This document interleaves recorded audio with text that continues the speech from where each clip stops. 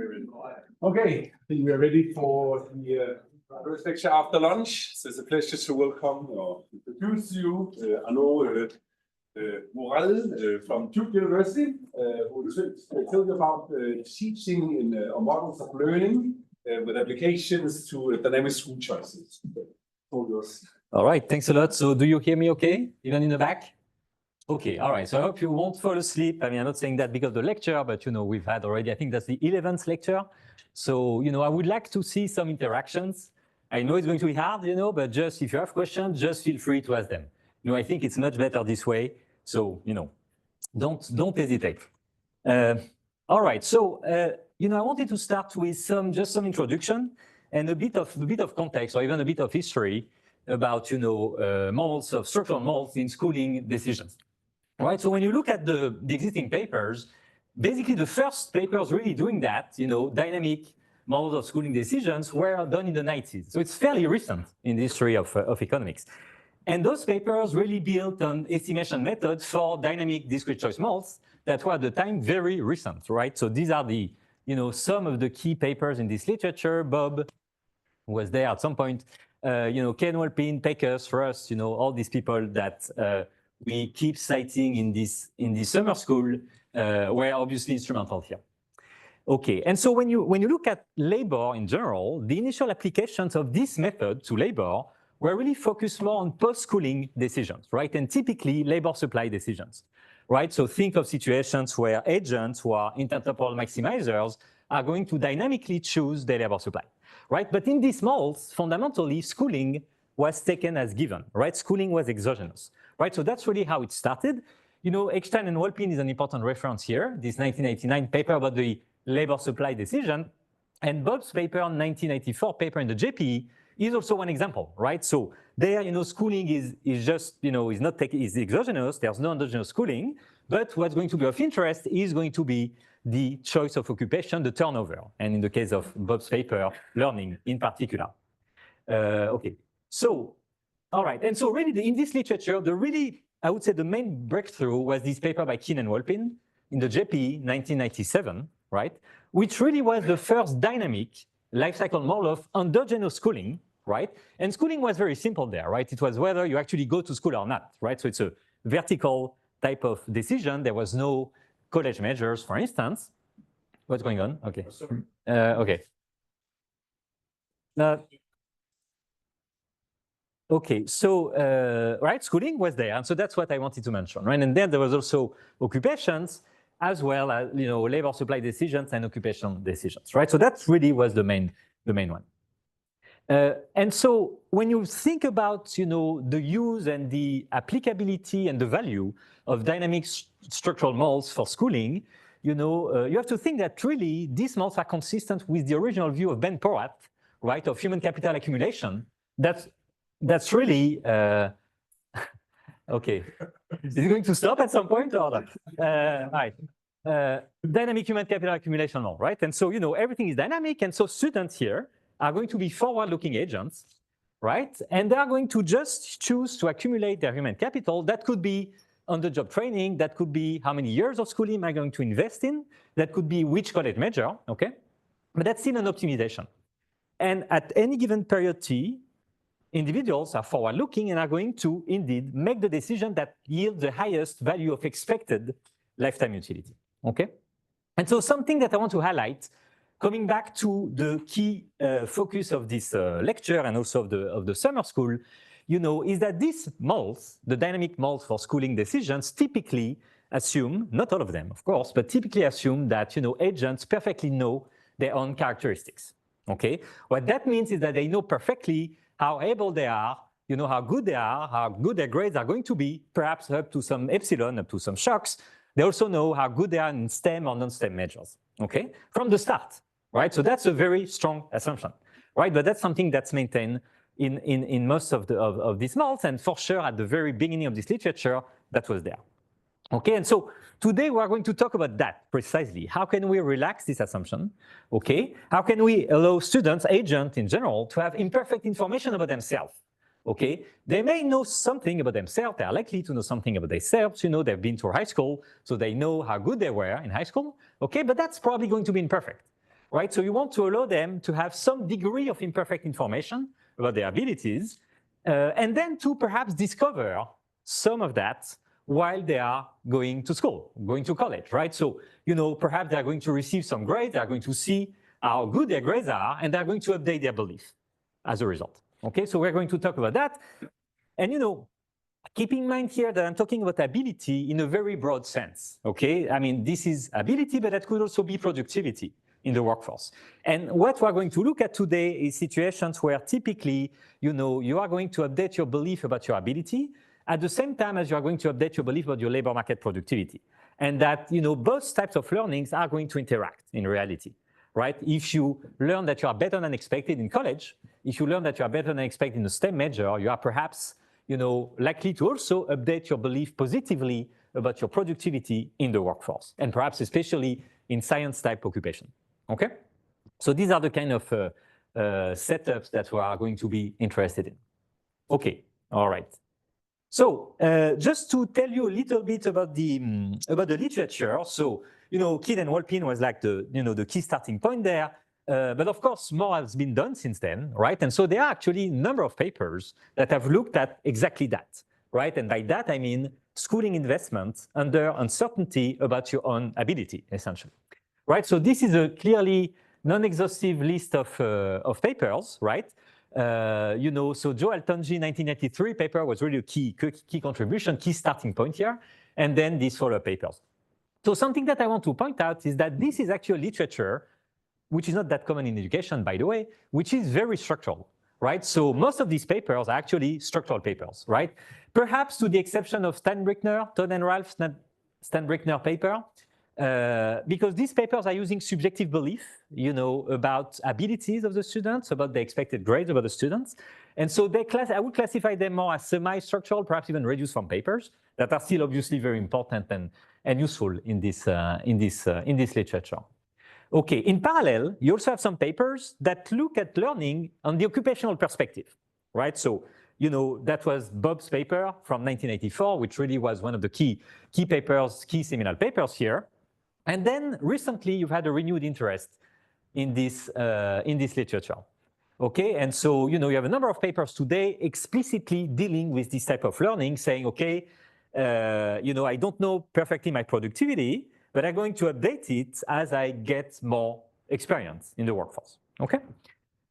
All right, and Maurel also has a paper recently about that. And the last point I wanted to make about the literature is a strand of the literature that's somewhat more methodological, perhaps, but it also applies to many other fields, and not only economics, actually, that tries to identify and estimate dynamic learning models. So basically, situations where agents have imperfect information about some of their characteristics. And actually, a starting point in that literature was this paper by Erdem and Keane, which is really in marketing, right? So people in marketing are actually very interested in that, learning, understanding how customers learn by repeated purchases, for instance, And so that is really also a starting point there. And these are also, papers in IO, health as well. Okay, so multiple applications here. Okay. So I'm going to now focus on one specific paper that I have that came up in the JPE a few months ago with Peter Arcidiacono, Esteban Ocero, and Tyler Ransom, which fits into the first bullet points. Okay, so we're going to look at it a bit in detail. And feel free to ask if you have any questions. Okay. All right, so just to tell you a bit about the motivation behind this paper, right? I mean, economic motivation. If you look at the data, in the US, but also in many other OECD countries, what we see is that there are large returns to college, as you know, but also large returns to graduating from college as opposed to, getting 3 years of college and then dropping out, right? That's something that's referred to sometimes as a sheepskin effect or non-linearities of returns to college. Okay, so that's something that's there that we see. These are a couple of papers that do highlight that, the importance of that. In parallel, what we know is that the bachelor's completion rate in the US, but also in many other OECD countries, are very low indeed. In the US, for instance, 40% of the students who enter four-year college are not going to get a degree at least up until 6 years. So now you can tell me, okay, maybe that's right censored, sure, but that's still 6 years. So if you go to 8 years, that will improve a little bit, but not by much, right? So there are very large dropout rates, basically. Okay, and so, the combination of these two facts, right? That you have large returns to college degree, very large returns, monetary returns, also non-monetary returns, and at the same time, very large, dropout rate suggests that, students may actually learn something new when they get into college. Okay, and so imperfect information and learning, perhaps learning about one's own ability, is likely to play a role in this decision to leave college before the end, before graduating. Okay, so that's one motivating fact. Something that we also highlight in this paper is that, in reality, learning can take place both in college, but also in the workforce, right? That's something I alluded to earlier with occupational choice. And both types of learning can interact. So again, let's look at the data for just 1 minute, right? What you see is not only that many students leave college and drop out, but it's also that many students who actually left college are going to go back to college later on, okay? It's actually very frequent to see this kind of situation. If you look at the NLSY97, you may not all be familiar with that. It's a very, widely used longitudinal data in the US that describes path in terms of schooling and labor markets. 43% of individuals who left college before graduation are going to return to college at some point. Okay, so that's really large as well, right? Those guys are sometimes called stopouts in the literature. And so now you may want to wonder, what's going on, right? What's driving that? And so purely descriptively, and I emphasize here descriptively, okay? There's nothing causal here, and that's in part why we want to go to a model, but descriptively, what we see is that learning may have to do something with that. Okay, so what do I mean with this?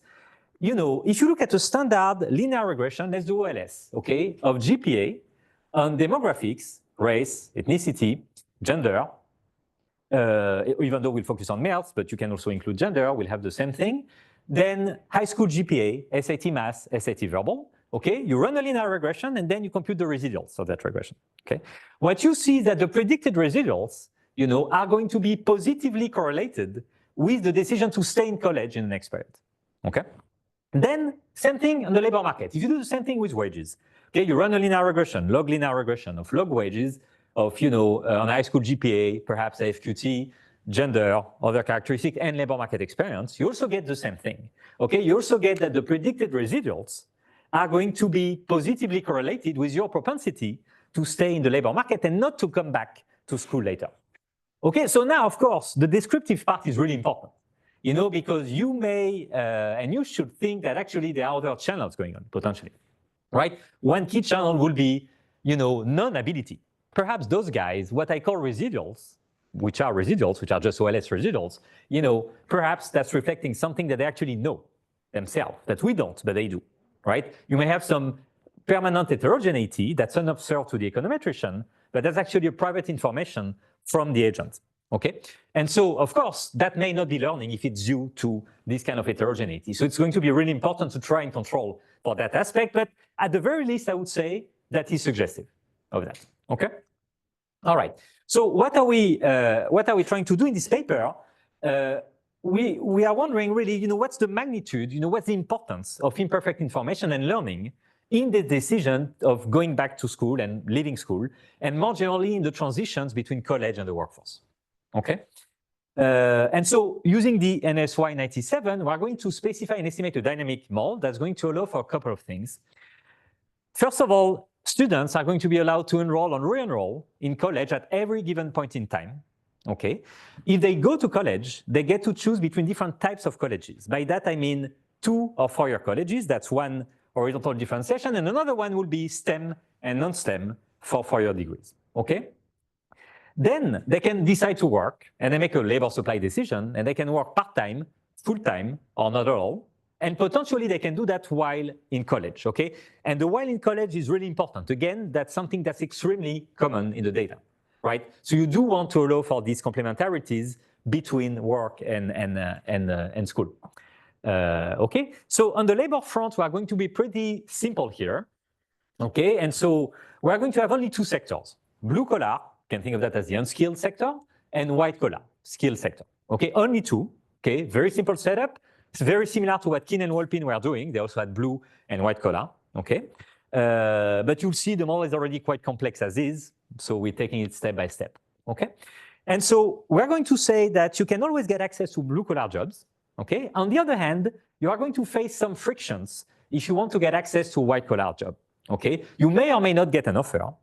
So there's going to be a arrival rate, that's going to be a Poisson rate, a certain lambda rate that's going to be strictly smaller than 1. Okay? And why is that important? The reason why that's important is that in reality, we do see actually, again, in the data, many college grads who are going to work in unskilled occupation. Okay? And we also see that these patterns varies across the life cycle. Okay?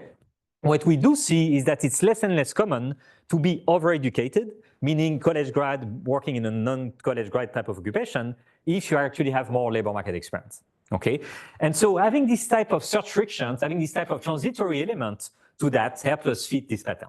Okay, all right, and then obviously that's the most important part for today. There's going to be imperfect information about themselves, right? So students have imperfect information about their abilities, and they're going to learn about them through 2 different types of signals, which are going to be the college GPAs that they're observing at the end of the year, okay, and the log wages or the wages that they are getting.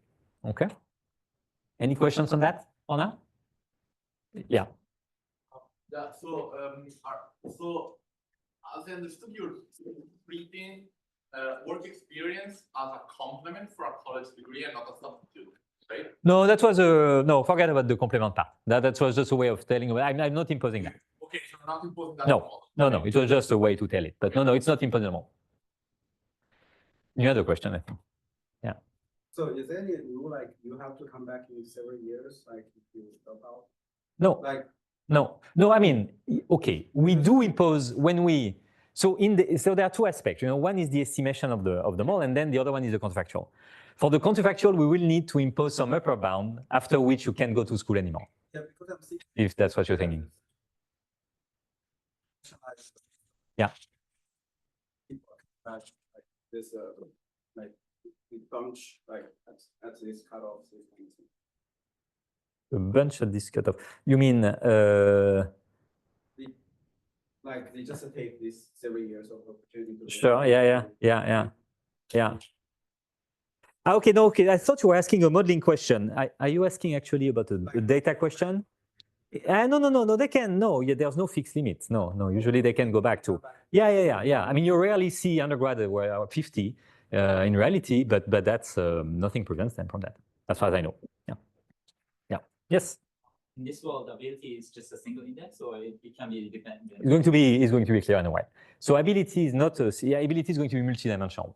So dimension 5 in this case. So I'll get to that in a little, but that's an important question. So let me say it now, perhaps, given that ability here indeed is going to be multidimensional. There's going to be one ability for each type of schooling. So 2-year college, 4-year non-science, 4-year science. That's the schooling part, and then you're going to have a wage part, which is going to be blue collar productivity and white collar productivity.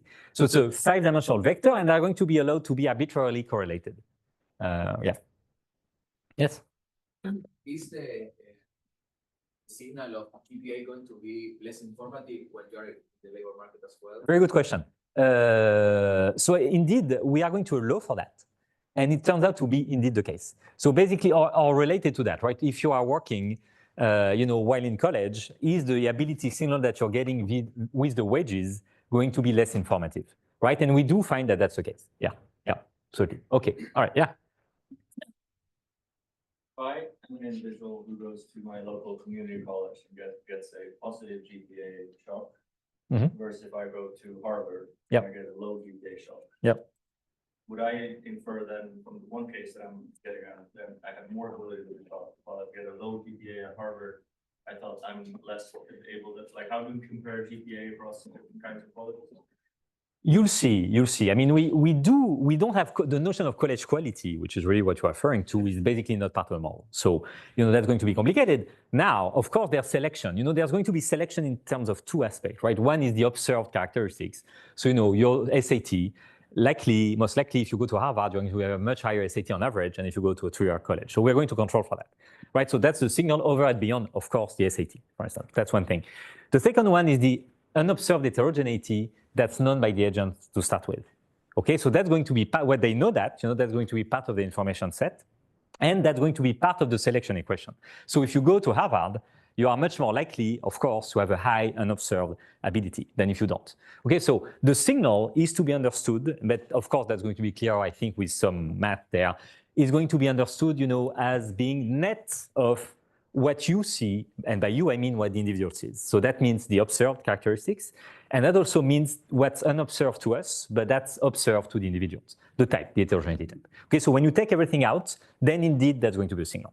So, you know, there can still be a difference left between Harvard and two-year college, but I presume that a lot of that will have been taken care of by these two selection channels, if that makes sense. Okay, all right, good, yeah, okay, that's right, great question, many questions. Lambda is fixed. No, lambda is not fixed. No, you'll see why. No, it varies over time. Yeah, yeah. Dennis? Yeah, there's a question from one of the online participants. Okay, yeah. So regards whether you allow for heterogeneity in the signal, so that individual-specific heterogeneity, such as, for example, can income or other sort of state variables affect the signal that sort of that you. So we certainly allow for. I mean, you'll see. I'm not exactly sure what the question exactly means by heterogeneity in signals. So let me give an answer, you know, that I think clarifies what we are doing, even though that's coming next to whoever is online. So you know, the key part of it is that we do, of course, allow the outcomes, GPA and wages, to depend on many characteristics, observed and unobserved. In that sense, because those are going to form the basis of the signal, signals are going to be by construction heterogeneous. Then perhaps the question was more about, do we allow for heteroscedasticity in a noise signal? We do actually, as well, to some extent, to a limited degree. But again, and certainly, and actually that goes back to the question I had before from one participant in the audience here. You know, we certainly do want to take into account the fact that the wages or the grades depend in part on what is unobserved to us, but what is observed to the individual. And we want that to be taken care of when we form the signal. The signal should be really what's unknown initially to the individual. Okay? Thanks for the question. Okay, let me move on. Doesn't work anymore? Okay, it does. Okay. All right, so a bit more specifically, right, to get into some of the details. Something that's really important to think about here is the choice set, as always. You know, here it's a bit it's not quite standard because we have the frictions here that are part of it. Okay, so there are two aspects, right? If you haven't graduated from college yet, you can get to choose between a combination of schooling and work, you know, options, right? And so schooling, I think I already told you that, 2-year college, 4-year science, 4-year not science, or nothing. Work that's going to be part-time, full-time, or not at all, and at the same time you are choosing a sector. Okay, that can be blue collar, or that can be white collar. But the key thing here is that the choice set is effectively stochastic, okay? Because there are frictions. You may or may not receive an offer in the white collar sector. So with a certain probability, you have white collar in there. With 1 minus this probability, you won't. Okay, so it's really a stochastic choice set. And then there's one. Okay, college grad, so by the way, that's 20 alternatives. Then college grads are going to choose among the different types of work alternatives only. So that's a much smaller choice set, okay? Time is going to be discrete, and agents, you know, students are going to choose the sequence of actions that maximize their present value of expected lifetime utility, okay? And, you know, I'm highlighting the expected part because it's really important. It always is important. But here, because we care about learning, it's going to be especially important. What do I mean by expected? Okay, well, I mean that we need to take expectation with respect to a number of distributions here. Okay, so future shocks, that's totally standard. Okay, that has always been there. If you have a dynamic choice model, you'll get that. Okay, then the part in bold is the part that's due to learning, right? They are going to take into account, they are going to form expectations over the distribution of the ability or productivity signals that are associated with the different choice paths that they may take in the future.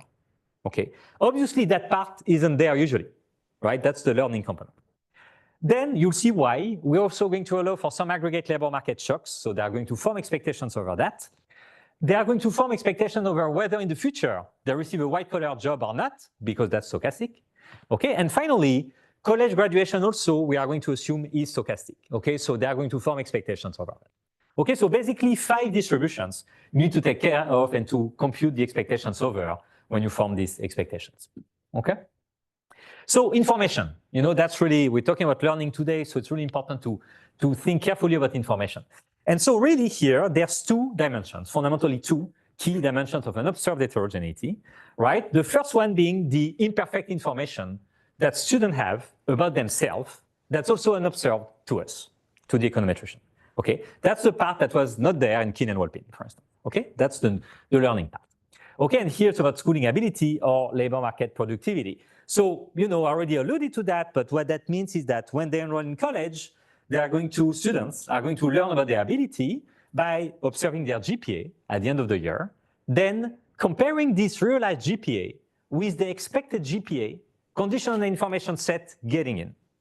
Okay, this information set getting in is going to include observed characteristics. It's also going to include things like unobserved heterogeneity that is known by the agent that's unobserved to us. Okay, and so there's going to be a gap here, potentially. Okay, this gap is going to be what we call the signal about the ability of the students. Okay, and they're going to use this signal to update their belief in a Bayesian way. Okay, and that relates to the question I had about is it scalar or not, right? We are going to say or to allow for the fact that if you receive a signal in school, in college, that's going to be informative perhaps also about your labor market productivity. Okay, and so you want those abilities to be correlated, and one signal being informative about the abilities in the other types of sectors. Okay, so that's also that we are going to allow for, and that's referred to in this literature as correlated learning for obvious reasons. Okay, there's learning in a correlated fashion. Okay, and the same thing for wages. Okay, when they enter the labor market, they are going to see some wages, some log wages, and they can form a discrepancy between log wages as they are, the realized one, and the predicted one conditioned on the information set. Okay, that difference is going to be a signal of their labor market productivity. All right, so that's one part. And then there's the other one, which is about the private information that students have about themselves, right? And so, we are going to allow for that, for this form of permanent and observed, unknown to us, but known by the agent heterogeneity. And you'll see how we can actually deal with that. But, intuitively, it's a complicated thing to do, right? We have a pretty tough deconvolution problem to deal with, right? We have two permanent, unobserved heterogeneity variables, okay? Both of them, by the way, are affecting choices, right? One is affecting choices in a time-varying way. The other one may not be. But it's typically going to be difficult to identify these kind of flaws. Okay, so we need, as a result, to make assumptions. Okay, one assumption that we are going to maintain, which shouldn't be a surprise here, is that agents have rational expectations. Okay, I will be the first one to say that it's a very strong assumption. I also have some work that's precisely relaxing rational expectation, but you cannot do everything in one paper, so that's what we're doing here. Okay, all right. So let's get into the learning. Is there a question? Yeah. Go ahead.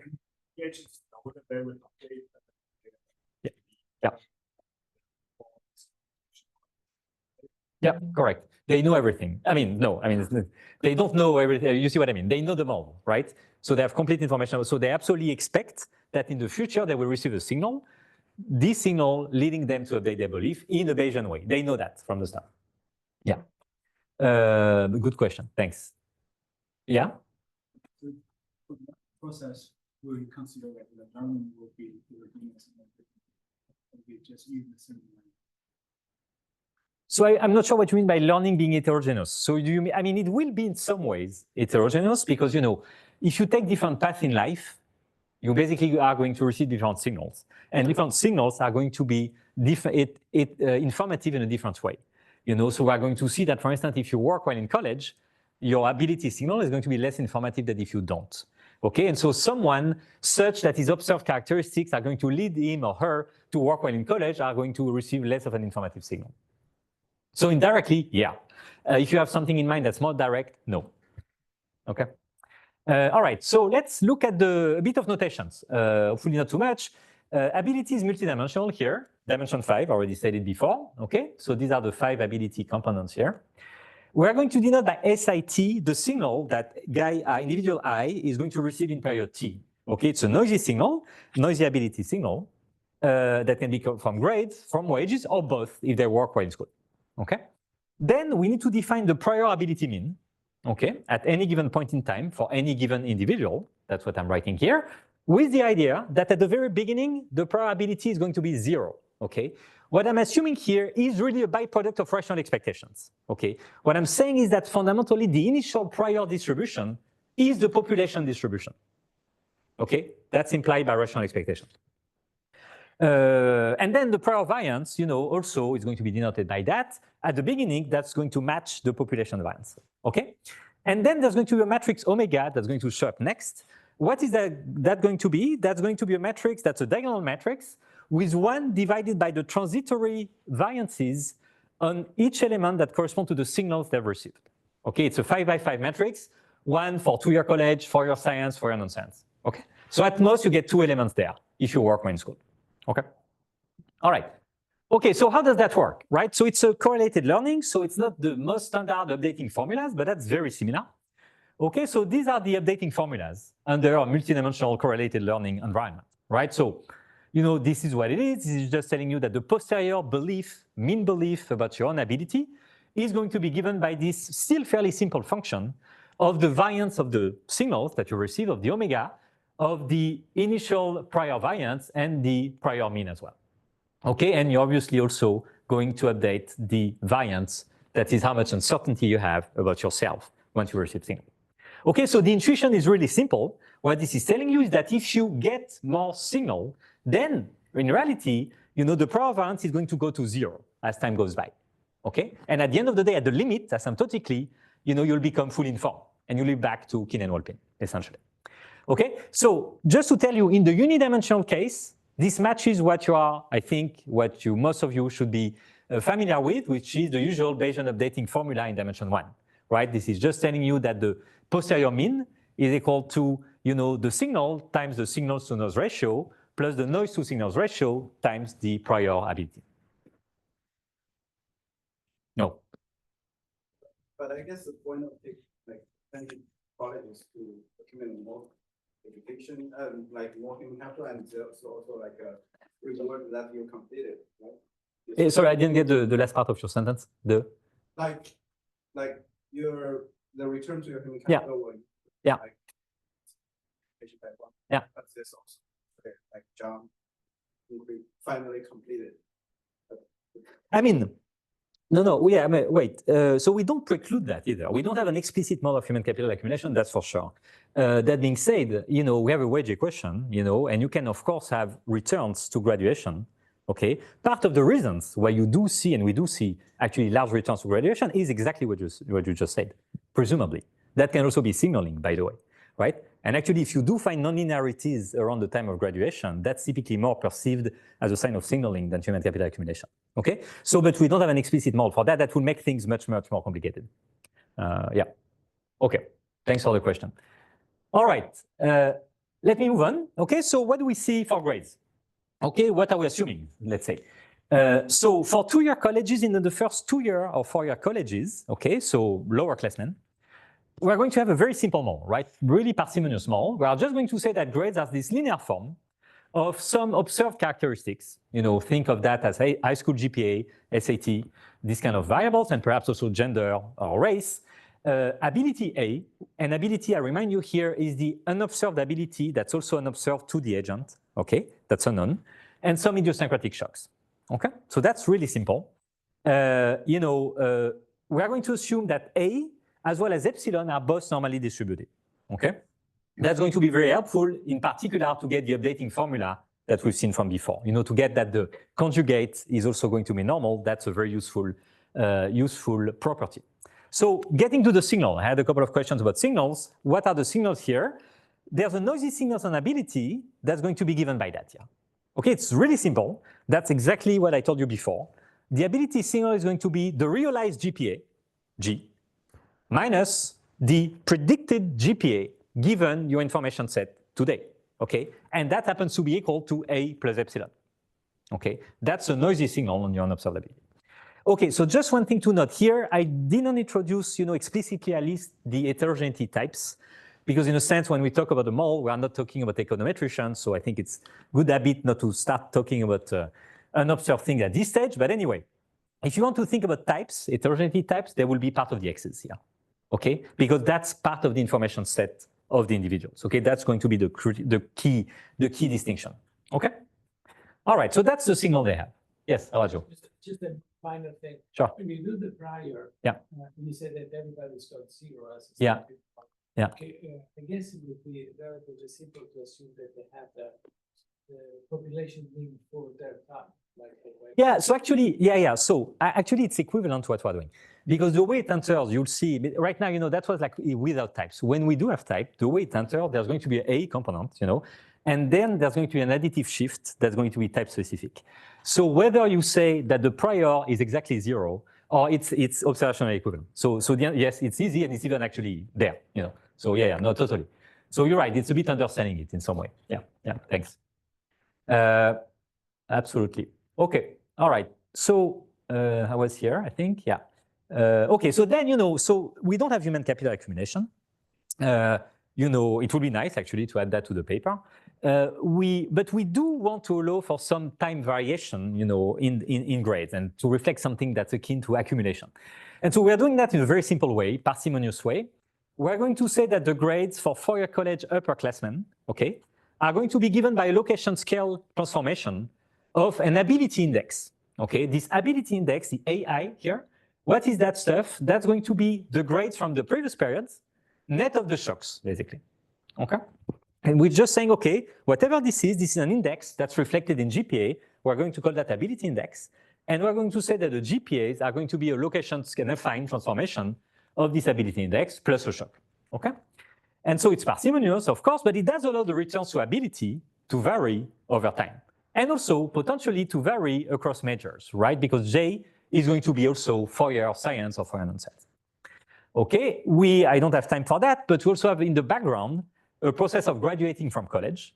And here we're essentially a reduced form. Okay, we don't want to have them all here, so we're just going to say there's a certain likelihood of graduating from college. That's going to be a function of your demographics, your observed ability measures, your unobserved ability types, okay? And agents are going to take that into account when they form the expectations of. Okay, and we said that probability, to be 0 in the first 2 years of college because nobody is seen, jumping 2 years. Okay? All right. So then wages, so wage is going to be fairly similar actually. We have two sectors, white and blue collar.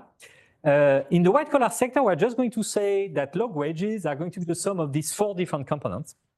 Okay, the first one, delta T, is just to reflect aggregate shocks. Okay, things are going on in the economy. Wages may vary for aggregate reasons. Okay, so we may or may not want to take that into account, but when we're interested in learning, it could well be that we would have some confounding factors by actually not taking that into account.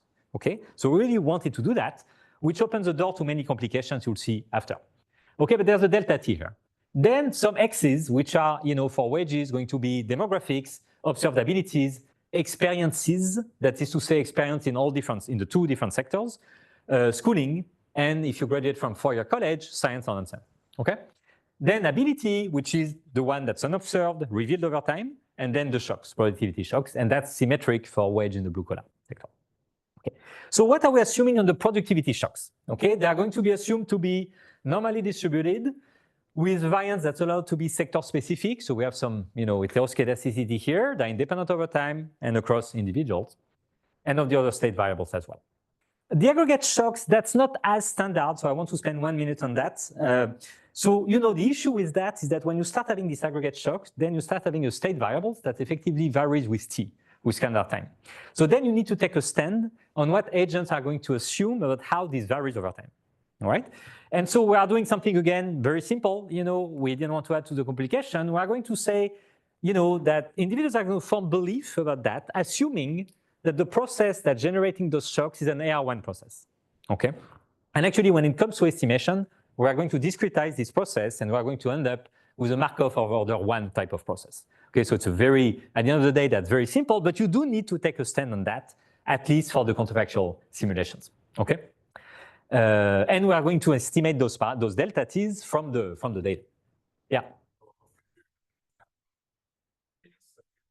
Yeah. Mm-hmm. Yeah. Is it just for estimation or both.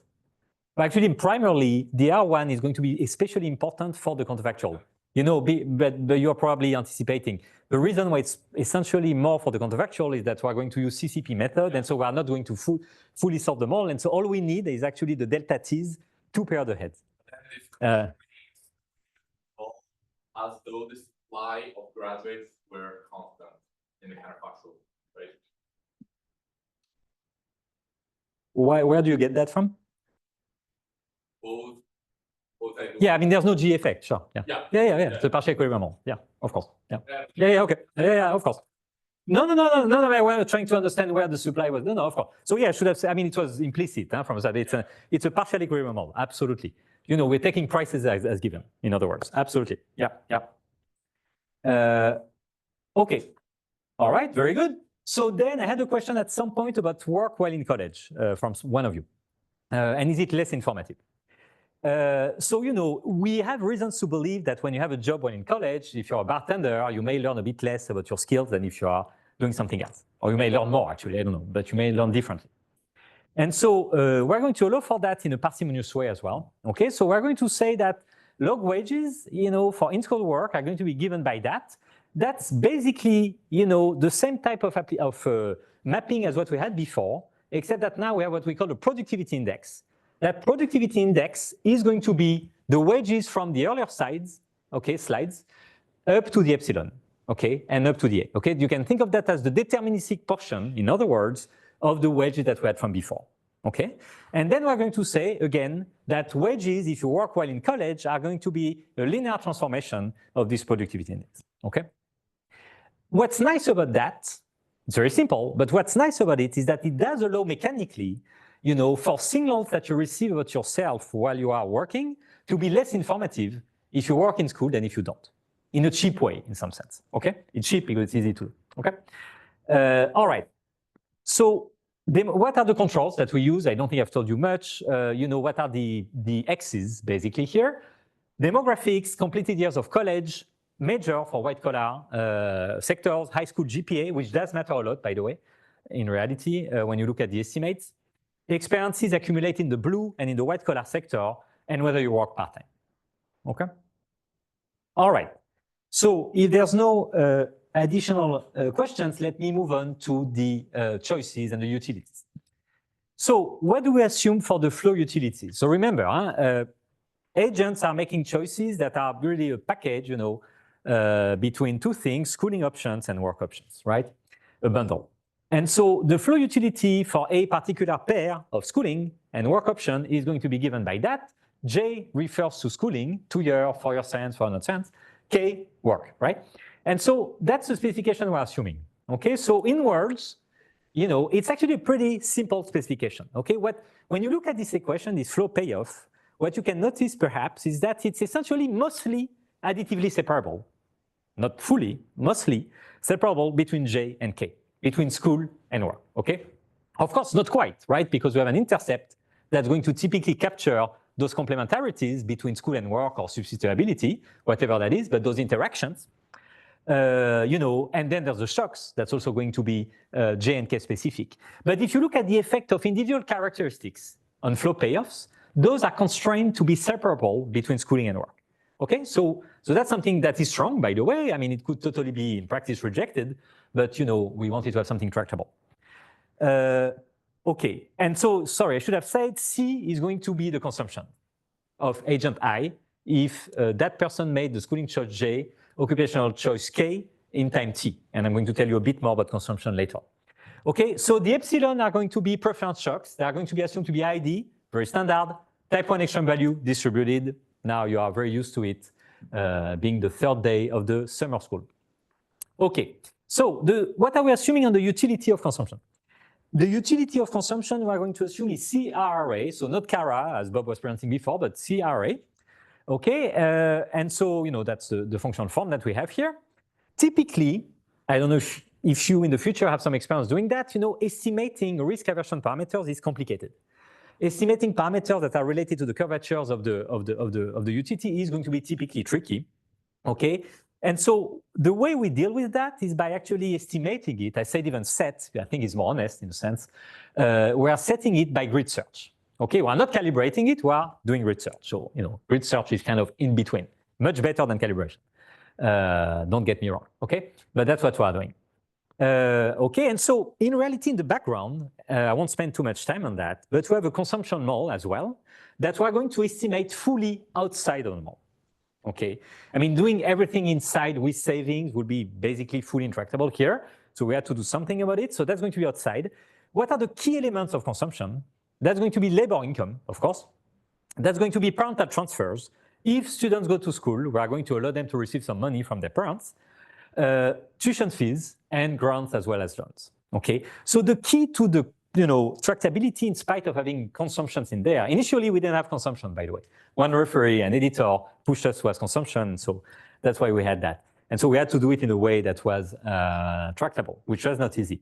So, the way we do that is by saying, okay, let's look at another data set, data set from the NCS, National Center for Education Statistics, where we have actually information on tuition fees, on grants and loans as well, by observed characteristics. In the NLSY 97, you actually do have some information about that, but there are so many missings that we just thought was impossible to use, period. I mean, there was no way we could do anything reasonable with that. So we just ended up using another data set, auxiliary data. And so what we're doing, if you want, is a form of imputation of consumption, right? In the sense that then we're going to say, a given individual that's going to be characterized by a set of observed characteristics is going to be affected to a certain probability of consumption, right? So it's a stochastic form of imputation, better than a deterministic one, okay? But it's going to use the data that we have that's outside of the NLS form. Okay. You may notice here in this flow payoff above that there's an expectation in front of the utility, right? So that's not totally standard, right? When we talk about utility, usually that's something that we see up to the epsilon, okay? The reason why there's an expectation here is to make it very clear that, some things are uncertain from the individual's perspective about consumption, in particular future wages. They don't know their shocks, for instance. That wouldn't be a big deal if the utility was linear, because then the shock would be mean zero, who cares, right? But here, everything is non-linear because of the CRA function form, okay? And so we are going to need to actually integrate over the shock distributions because of the non-linearities, basically, of consumption and the utility of consumption, okay? And something that we assume, which I think is natural in this setup, is that we individuals don't actually see the wages fully before deciding to accept or not a job. Okay, that's related to that. Okay. By the way, if they did, if you tell me no, I actually think that the better model is to say you see a wage and that's when you decide to go or not, then they should actually learn about the wage offer that they are getting, right? And that's a whole different world, right? So we didn't want to have that, and we think it's not. It's also a pretty standard assumption in the literature. Okay, so consumption. Just to tell you a bit more about that, but I won't spend too much time on that. We have a number of cases. So first we want to say that there's a consumption floor. Okay, so we want just to avoid zero consumption, and so we calibrate that from this paper by Hai and Heckman. And then we are going to have different cases depending on the decisions that people are making. Okay, so if they are working and they are not in school, they are going to get their wages. That's it. If they are working while in school, they are going to get wages. They may get some parental transfer. They may not, by the way. We are going to estimate this probability of getting parental transfer. Okay, that's the PT part. They may get grants. They may get a loan, and they are going to have to pay some tuition fees minus TF. Okay. If they're in school and they are not working, they get everything except for the wage. Then you notice that there's a T star here. What is that T star? That's going to be age 28 for us. That's going to be the last time after which they can't go back to school anymore in the counterfactuals. Okay, so that helps us to have this assumption there. And that's basically fully supported by the data. We see, as I told you, very few people in their 40s in college. So that helps us. That's essentially not rejected by the data. But that's what we assume. Okay, and so what we are going to assume also related to that is that they're only going to start repaying their loan after they left college. Okay, so after T star. Okay, and that's going to be useful because otherwise that's going to messes up all the finite dependence path that we are going to have. Okay, so that's mostly a technical reason, and I think that's really fully supported by the data. This one. Okay. All right. So what are the state variables? It's always important to think about the state variables that we have in a model. So what are these here? So we have 5 state variables that transition over time. Okay, these are going to be the probability means and variances. That's the learning component. They do vary over time. Okay, they vary over time because if you get signal, you update, changing your mean, changing your variance using the updating formula we just went over. Age, experience, accumulated schooling, and 4-year college degrees are time varying as well. lag decisions are time varying, and they're really important here. The reason why they're important is that that allows us to take into account the fact that it's costly to switch.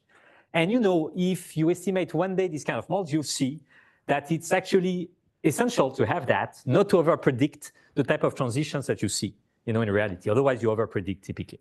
Okay, so that was important in Keene and Walpin as well. That's very important for us. And we do find large switching costs. Okay, so accumulated debt in another one, and aggregate shocks to the labor market is another time-varying state variable.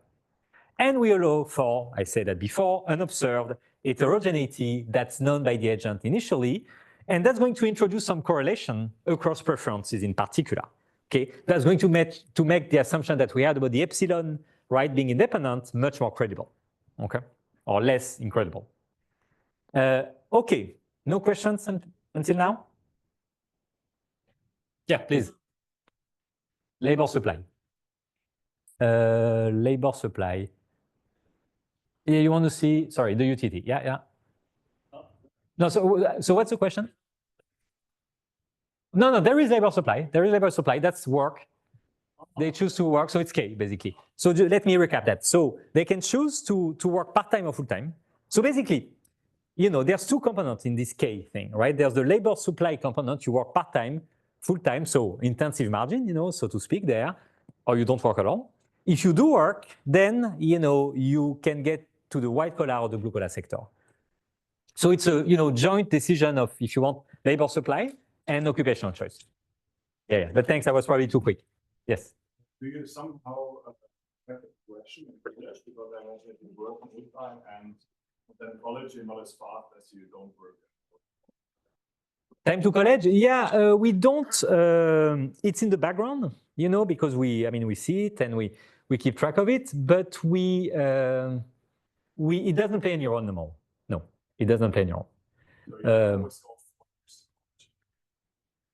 No, sorry, okay.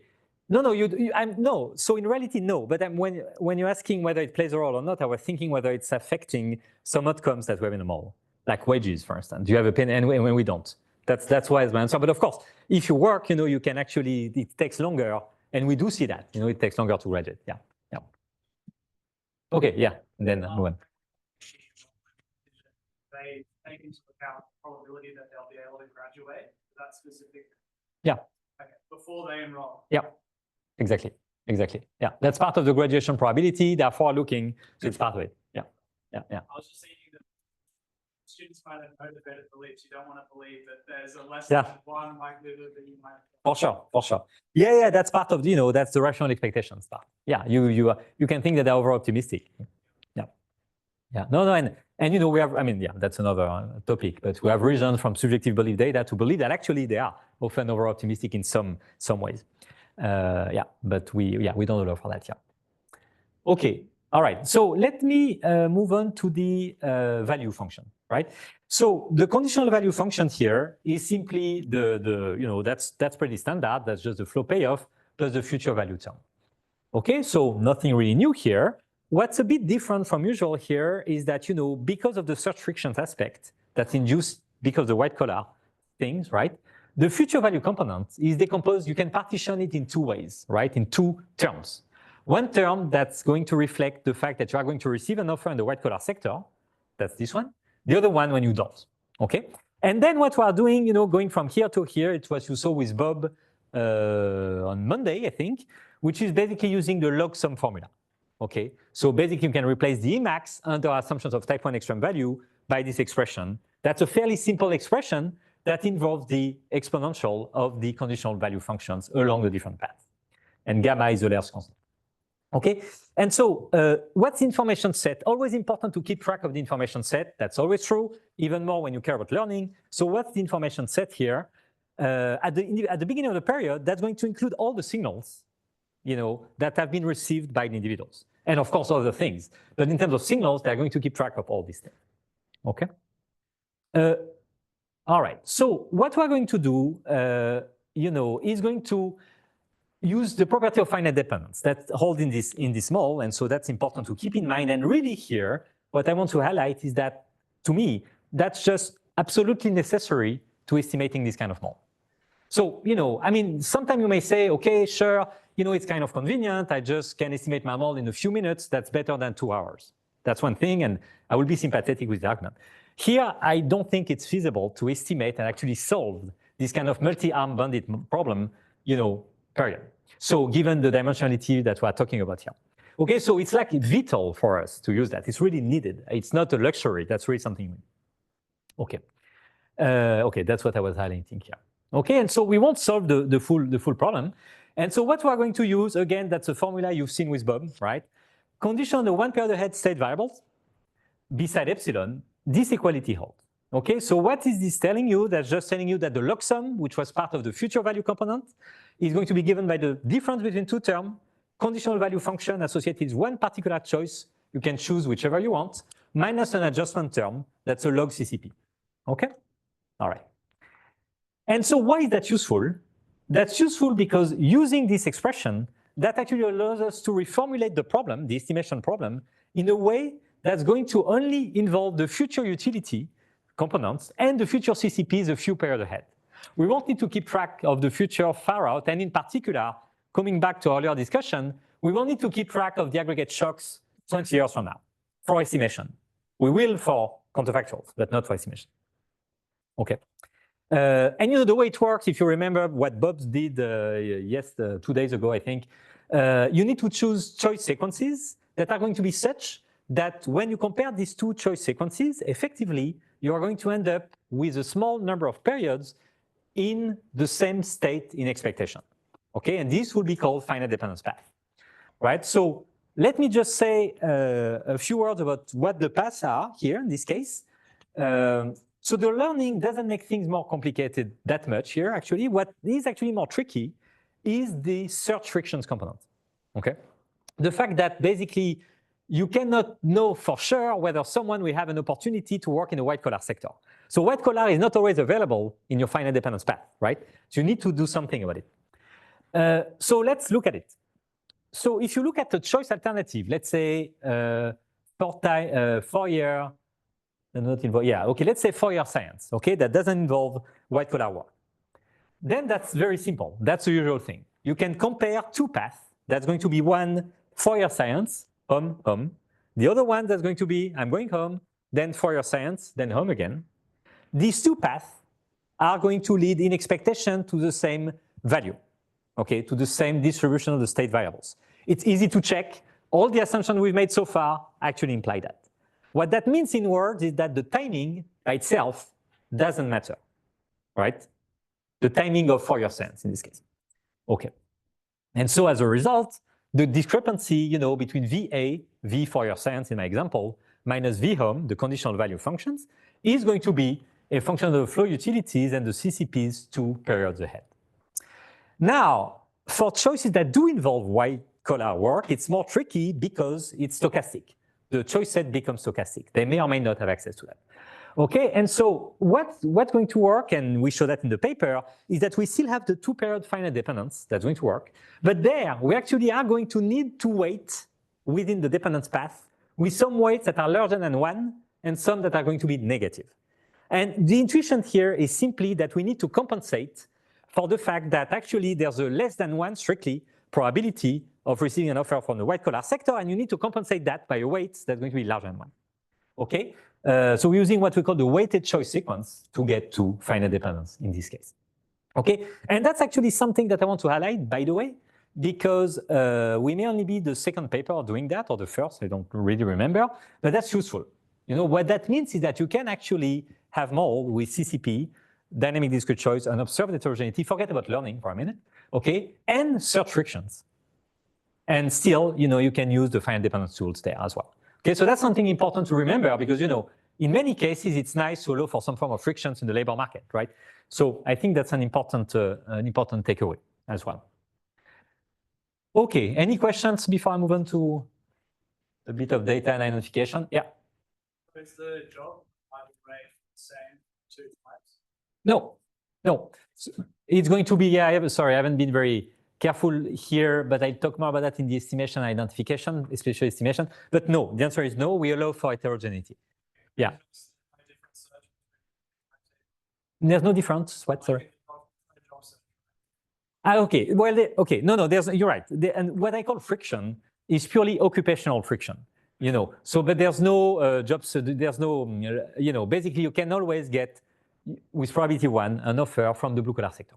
Okay. In that sense. Because I guess there's some more productive types might Mhm. be more. Yeah. That's fine. I mean, that's fine and not fine. But I mean, they are allowed to be, and they are actually, in terms of white collar, in the sense that we do find that the lambda, the arrival rate for the white collar sector, which may or may not be, which is not 1 in general, you know, is actually way lower for the types that are less productive.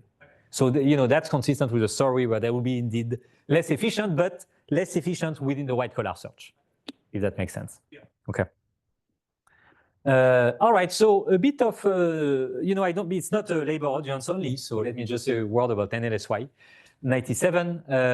You know, it's a very widely used data. I mean, the NLSY 79 was the ancestor that's still being often used, and now the 97 is very often used as well. Nationally representative sample of around 9,000 American born between 1980 and 1984. They were first interviewed in 97 and then, you know, annual wave. So we interviewed every year for a total of 70 around as of 2016, which is the time we're using here, the last point in our sample. We restrict to males, you know, primarily because we didn't want to add fertility in there. Okay, so that's the main reason. It would be very interesting to have something similar as well, actually, for females. But then also, I think you will need probably a bigger sample. We drop individuals who did not complete high school, who were missing key variables such as SAT, FQT, okay, high school grades or parental education. And so we end up with a sample that's around 2,000 and exactly actually 2,300 individuals. Okay. All right, so identification. I didn't think I was going to go to something very formal, but let me try to give some formalized intuition, as we sometimes a bit loosely like to say. Okay, so, you know, first of all, the big picture here, right? The key difficulty, and that's like a general learning point, right? I mean, point about learning modes, is that, you know, it's really difficult fundamentally to tell apart what is going to be known by the agent versus what is also unobserved to us, but what is going to be unknown from the agent. Okay, because the two are unknown to us, to econometricians. They are unobserved to, we don't see them, right? And so many of the implications are actually going to be quite similar. Okay, so that's a notoriously difficult question, the question of identifying this kind of mode. Okay, and so I'm going to tell you what we do in this paper, and then I'm going to give you a glimpse on what I do in another paper that I present tomorrow morning, 9 a.m. Be there on time. You know, that does something different. And actually that doesn't need that. So, but you know, this paper can first. So what we're going to do, and that helps tremendously here, is that we're going to exploit a measurement system. And that goes back to Radio's you know, part about measurements that are useful in many ways, that are useful to, you know, identify things that fundamentally are latent. You know, that's really what's key there. And you know, what we're going to do here is to use a measurement system that's going to be made up of SAT mass, SAT verbal, FQT, you know, the ASVAB component that are part of the FQT, which is a test score that that was administered, and that's part of the NLSY, so that we see for individuals. That was part of the Army Force Qualification Test. And all this to say, we're going to use these measurements for the unobserved heterogeneity that's known by the agent. Okay, not for the one that's unknown, but for the one that's known. Okay, so we're going to have this auxiliary system, measurement system, very similar to what Arnaud was presenting before, that's going to allow us to identify in the first step the unobserved heterogeneity types. I'm saying types because we're going to assume that unobserved heterogeneity that's known by the agent is going to be discrete. We didn't have to, by the way, but that's what we did. Okay, so we do that in the first step. And you know, that helps a lot because then from that, we get the distribution, you know, of the non-unobserved heterogeneity. And then we are left with what we could call this pure learning model, okay, that only has the A component, the part that's initially unknown to the individuals, and the shocks. And a pure learning model is much easier to deal with, you know.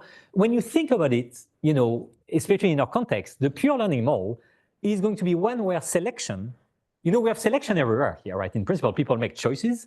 They see grades in Fourier science only if they enter this type of major. Same thing for wages, right? But fundamentally, when you have a model of pure learning, you know, it becomes a problem of selection on observables. Because we as econometricians see the signals that agents are seeing as well. We actually see even more than them because we see the future. Okay, and so, for that reason, that's going to be quite easy to deal with the selection problem.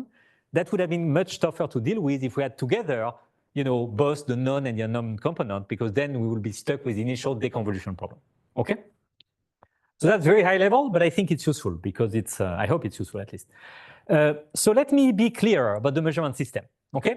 So we are going to have these measurements, okay? Measurements for schooling ability.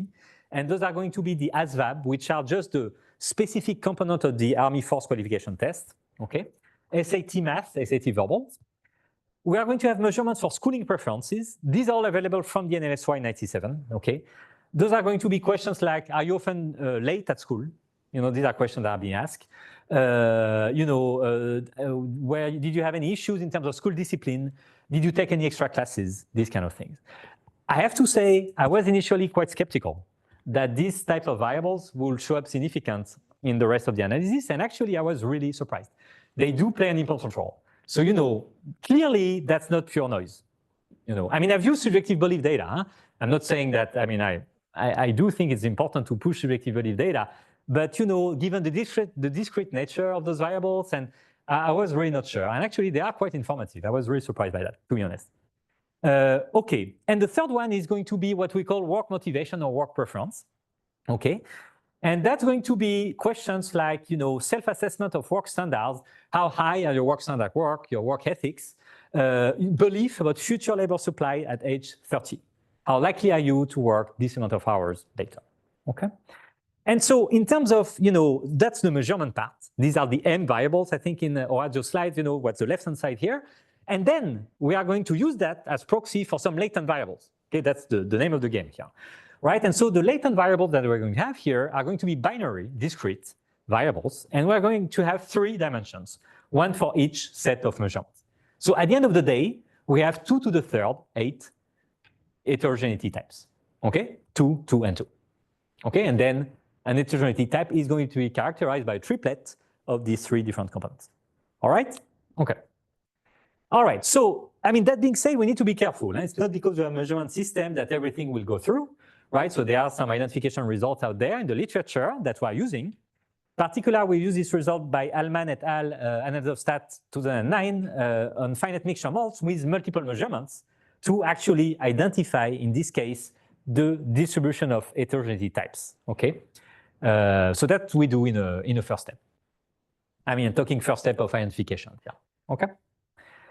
All right, so now, okay, condition, like I said before, once we know the non-heterogeneity component, we are back to a problem that's a problem of selection on observables. Okay, and that's a much nicer world, right? That's pretty easy. And so as a result, what we can do, in particular, selection on ability, of course, is only based on ability belief by definition. And so then, if you go back to your matrix class that you've taken probably last year or 2 years ago, you can show identification using a standard control function approach. Okay, that's very simple. What are going to be here the control functions that you are using? Those are going to be functions, if possible, flexible functions of the sequence of past signals. Okay. Once you have that, you can show that indeed, basically, you could get identification from a population regression. Basically, OLS will give you estimation, consistent estimation, but you can show identification with population regression in this case. Okay. So that sequential nature of the identification argument makes it easy, but of course, easy, relatively easy. We do have 5 pages in the paper about that. But, of course, it does rely on the measurement system, which may or may not be fantastic. So, I think it's also important to push methods that don't rely on that. Okay. In some cases, in our case, actually, we want to do more than that, right? We want more than the equation parameters, the outcomes.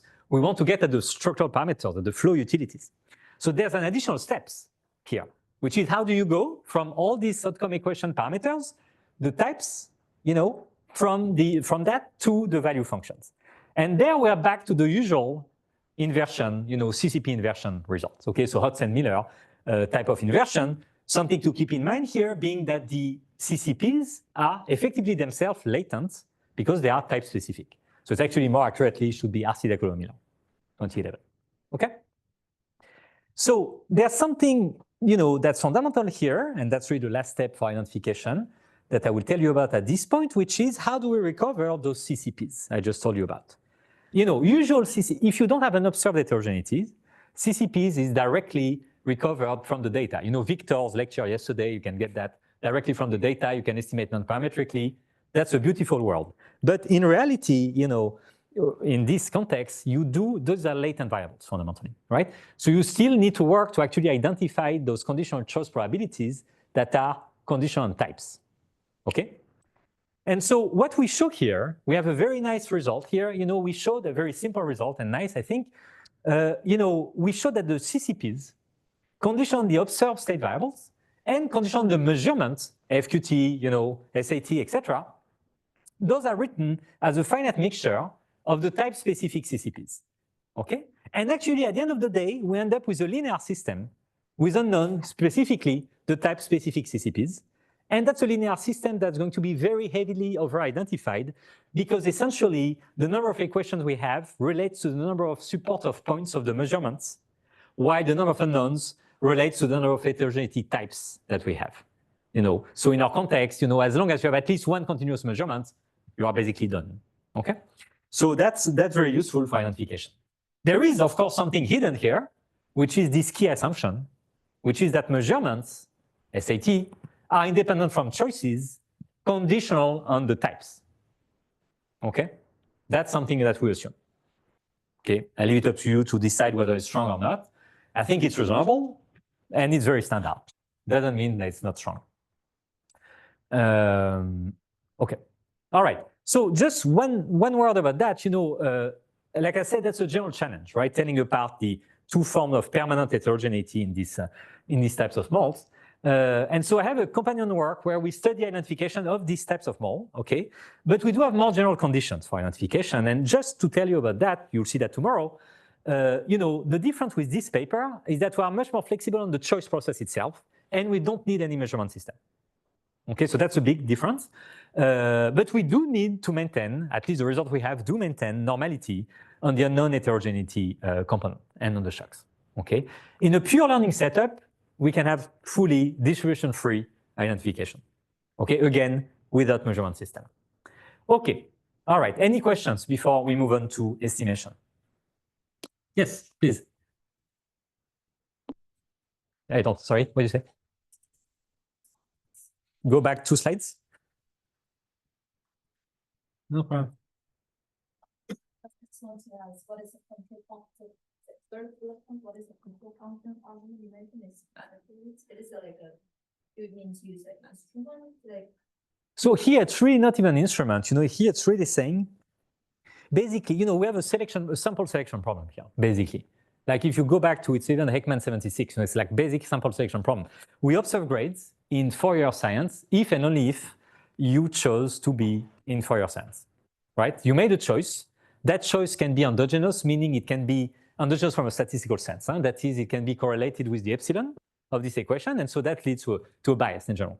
And so what's nice here is that, because it's at this stage we know what the heterogeneity is, we can condition on it, okay? Then, we know that the selection only happens through the belief. But the beliefs themselves are a measurable function of what we observe, okay? So that's what I meant. Exactly. So effectively, literally, the control function is going to be the belief themselves. Okay, makes sense? Yeah. Okay, good. Yes?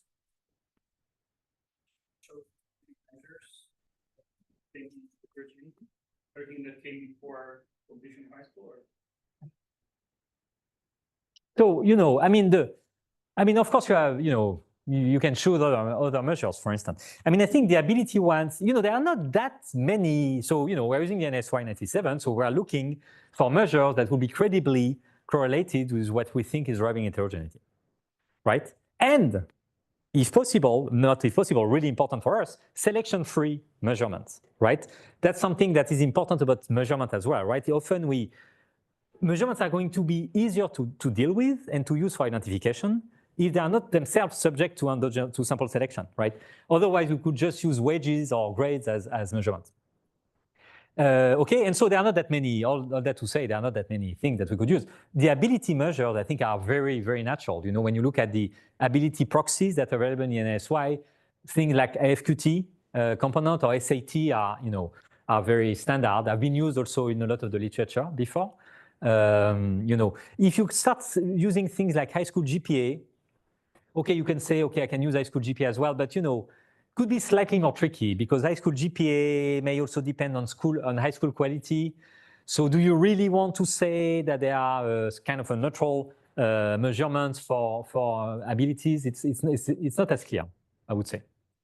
I wouldn't say that they are endogenous either, because otherwise we'll be in trouble because we do control for them in the model, but you see what I mean. So we are looking for selection-free and relevant measurements. And we came up with that. All right. Okay, let's talk a little bit about estimation. Okay, so I want to start with the case without non-heterogeneity, okay, and then we'll move on to general case. Okay, so I'm starting with the pure learning case, okay? It's going to be easier to deal with, and that's a good start for the rest. So in step one, okay, what we're going to do is that we're going to use the EM. So I don't know if you're all familiar with EM. I think by today you should be. Expectation maximization algorithm, right? To estimate parameters of the wage and the grades parameter, the outcome parameter, and the ability covariance matrix. And I'm going to say more about the first step.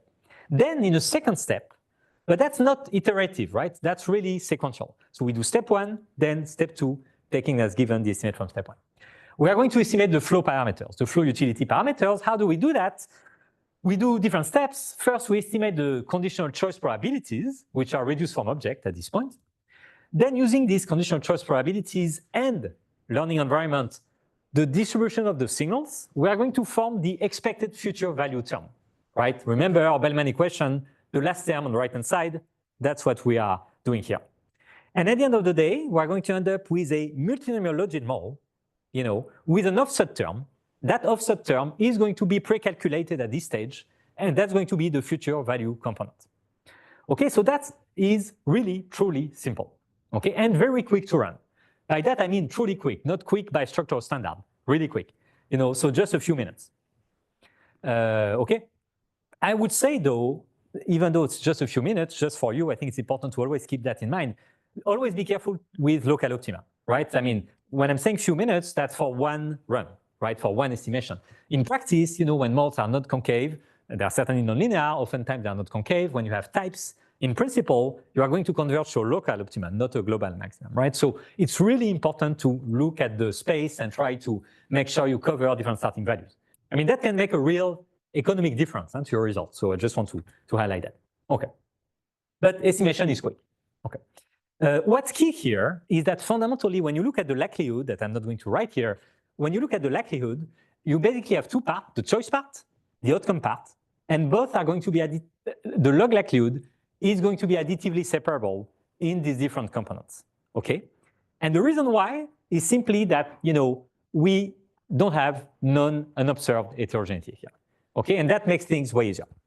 Okay, so step one, just to tell you one word about the EM part, because it's not quite standard, okay? But that's something you can use each time you have a pure learning model with continuous latent variable. Okay, so it's an EM, and EM in structural world, you know, we are more used for EM with discrete variables, right? We often use EM for discrete types, but you can use EM for continuous latent variables. There's nothing that prevents you from doing that. And so that's what we do, okay? We iterate until convergence between two steps, E and M. What happens at the M step, maximization step? Well, what's going to happen is that you take as given the posterior abilities, okay, 2 year science, 2 year, 4 year, etc. And then you maximize what we call the expected complete log likelihood. Okay, what is the expected complete log likelihood?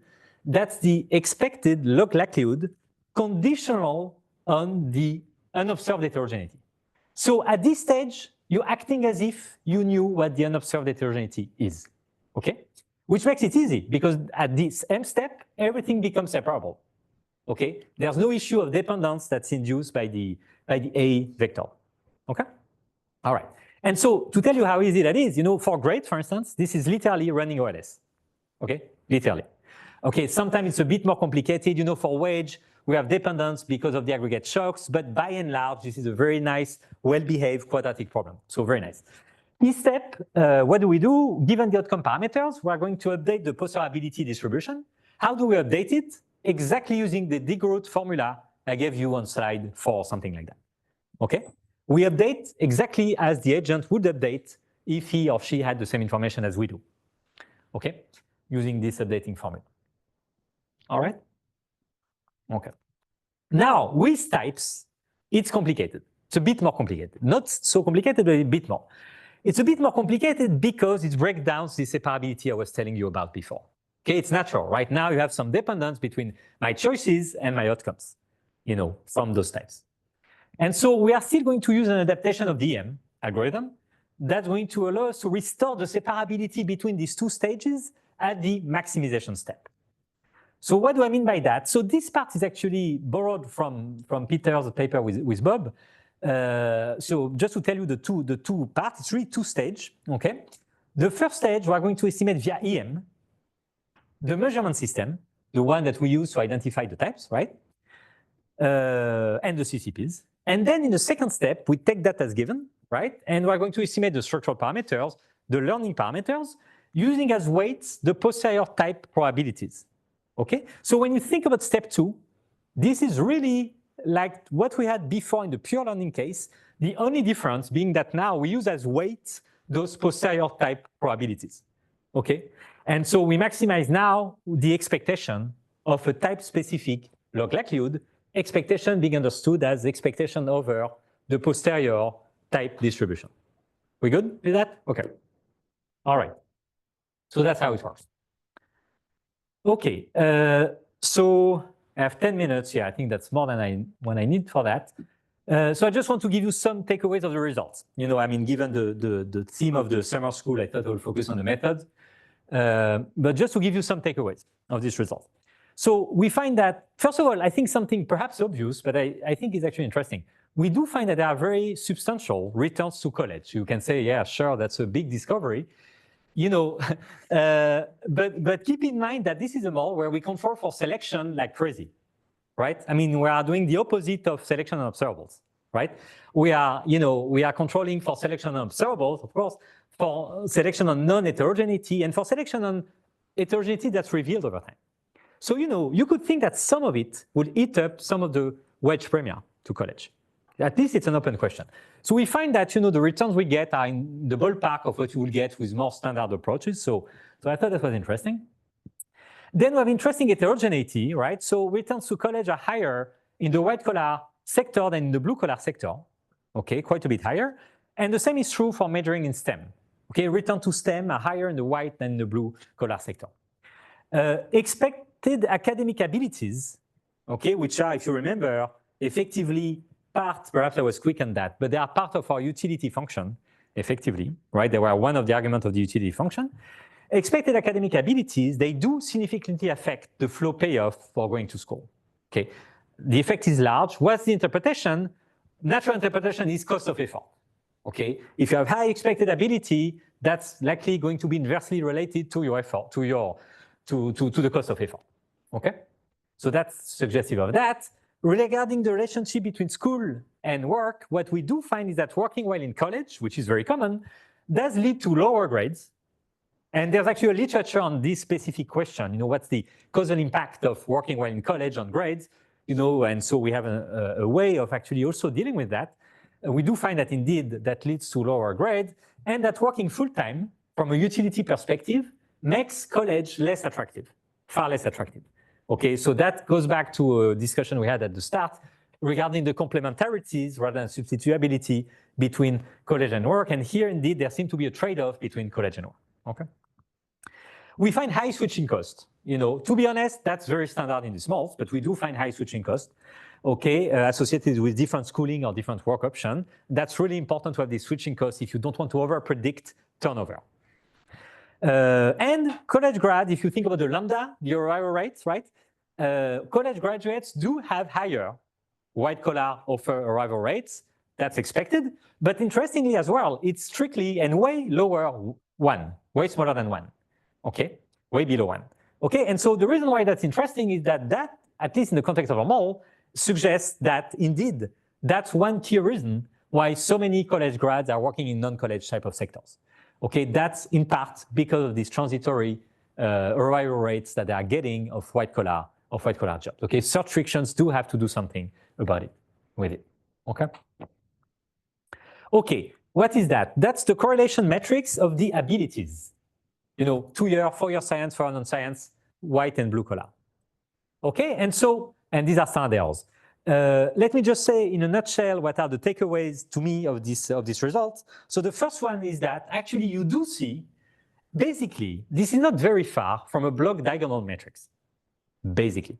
Okay, so what you do see are very large correlations between white and blue collar, 0.60. Okay, very large correlations between the different schooling options, in particular between 4-year science and 4-year non-science. Okay, the correlation is 0.83. That's quite large. Okay, but when you look at the cross-diagonal elements, you do see that the correlations are actually quite small. And in fact, some of them are not even statistically significant. And are really quantitatively small, very small. Okay, so that's interesting because this is telling you that first, it is important to have a correlated learning environment because indeed you do see that, you know, within the workforce or within the college environment, you do want to allow for these types of correlation. Okay, but at the same time, at the end of the day, you know, workplace and school are really different environments from a learning, ability learning type of perspective. Okay, and so basically, another way of saying that is, you know, the grades that you are seeing as a college student are actually not that informative about how well you will do on the labor market in the future. Okay, taking into account conditioning on, and that's really key. That's not, this statement doesn't mean that grades are not correlated with wages, right? This statement only means that everything that's new about yourself that's conveyed by grade is actually going to have a fairly low correlation with your future wages. Okay, that's a different statement. But it's not a very good ability revelation machine, if you want. Yeah. Like your ability to determine the grade, yep. And your wages. Yep. But you will not change the kind of job you're searching for because you have higher or lower grade. For example, I don't know, I'm doing a CS degree, I get low grade, that won't stop me from trying to get a job at Google. Yeah, so I'm trying to map your point in the setup that we have. So certainly we do, of course, abilities are a big part of that. So your first part of your statement was, you know, that yeah, it's really important. So, absolutely, absolutely, exactly, yeah. But then you're raising another point by saying, you know, do grades by themselves have an effect, right? Yeah, that's what you said. Yeah. No. So that's a good. They don't in our model. In our case, they don't. We assume that they don't. Okay. So grades, you know, affect. It's not the case that wages are directly impacted by the grades you are getting in college. By assumption. Yeah, because I mean, by the way, if you want to allow for that, that started getting a bit more tricky. Yeah, exactly. Or you need, you know, exclusion restrictions that we are probably not willing to make. Okay, so yeah, I mean that you could say, okay, indeed, you may think of a setup where actually grades themselves are going to be really important to the wages that you're getting. You know, I mean, now we are controlling for majors, for type of college, etc. So, you know, and for an observed heterogeneity, but yeah. No, but sure, that it could be that indeed, you know, grades could have an effect by themselves. Yeah. But that's excluded here. Yeah, absolutely. Okay, so then I have like 5 minutes, I guess. Okay, let me just say a few words about the importance of learning still, right? So here are some variances. I think it's a bit hard to interpret variances as they are. So let me give you some benchmarks here. You know, so what we see is that indeed students who have a large amount of uncertainty about themselves when they start, you know, when they enroll college, when they leave high school. One way to see that is if you look at this 1 standard deviation increase, okay, in ability, that accounts for about 0.5 of a grade point difference. Okay, it's substantial. If you compare with education policies, you know, 0.5 you don't get easily. In the white collar sector or the blue collar sector, 1 standard deviation increase in abilities in these sectors leads to a 36% or 27% increase in wages for white and blue collar. Okay, so that's really actually a massive effect. Okay, what this is telling you is that, you know, okay, there's observed heterogeneity that plays a role. People know something about themselves for sure, that also plays a role. Then there are idiosyncratic shocks. But this part that's revealed over time does account for a very sizable share of the overall variance, basically. Okay. We can compute the speed of learning. They were, following the work by Fabien Lange and co-authors, how quick is learning along different choice paths? Is it faster to learn if you're four-year science than if you are four-year non-science, etc.? So we do find a lot of heterogeneity there. That's driven by the fact that, some grades are just more informative about abilities than others. And also, coming back to one discussion we had, wages are less informative when you work while in college, quite a bit less. And we find that the signal-to-noise ratio is from 0.2 to 0.49. So it's like big difference.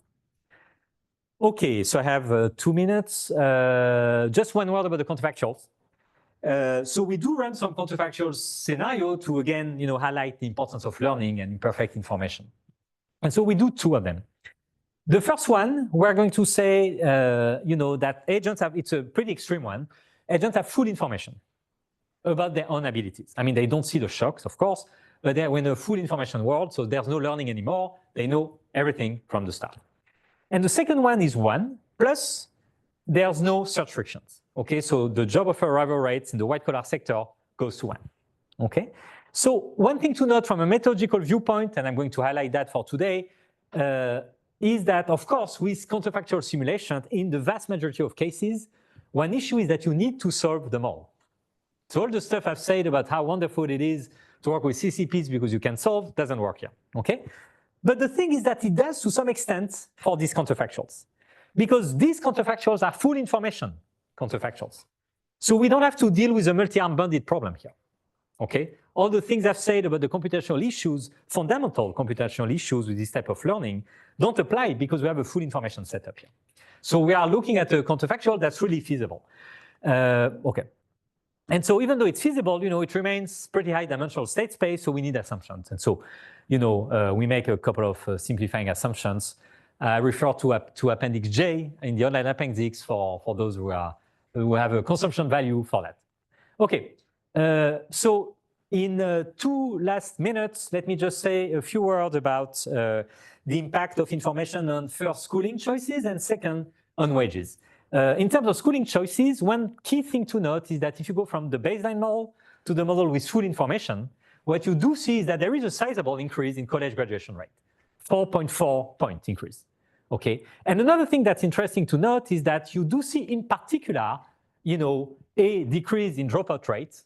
Okay, that's the key channel here. Folks are less likely to drop out because now they know their abilities and they're able to self-select according to their comparative advantage. So, we basically here are in a setup where people can be ROI maximizer, so to speak. Before they had a lot of imperfect information, now they can really truly pursue their comparative advantage, okay? So less dropout. And also, as you can notice, more people would never go to college. It's not that it actually increases the number of people who go to college, right? There's an increase in the number of people who don't go to college. Those are the guys who basically shouldn't have gone to college anyway, okay? They just did because they were over-optimistic about their abilities, not from a non-rational expectations perspective, but because they had imperfect information there. Okay, and also you see more people in science, quite a bit more as well. Okay, and this is the labor market side of things. So what I want to highlight is that we do have large effects here, okay, quantitatively large.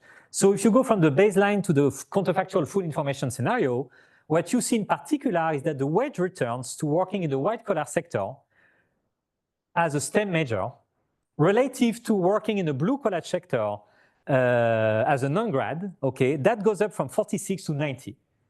Okay, so that's really large. Of course, a lot of it is a selection effect. Okay, now things are changing. People are self-selecting differently. That's partly what we've seen before. Okay, and in part, what's going on here to a large degree is that now that people have perfect information about their white-collar abilities, those actually going to college are the ones who know they have a comparative advantage in the white-collar sector. And as a result, that's going to lead to this large increase in the premia to white-collar. Okay, and then in the -1, I guess, minute I have, let me just say one last thing about the no friction thing. Okay, and then I'm done. If you don't have any search frictions, what's going on is actually that you have a decrease in the wage returns, small decrease, but still a decrease in the wage returns, But at the same time, you actually have an increase in the number of people who go to the white-collar sector. And the reason there is that basically because you don't have frictions anymore, it becomes less selective to be in the white-collar sector. Okay, and so you have the inverse type of composition effect. You do end up with people with slightly lower abilities being there because of the lack of friction in this case. Okay, and so I had a big picture type of concluding remarks. I don't know if I have time for that.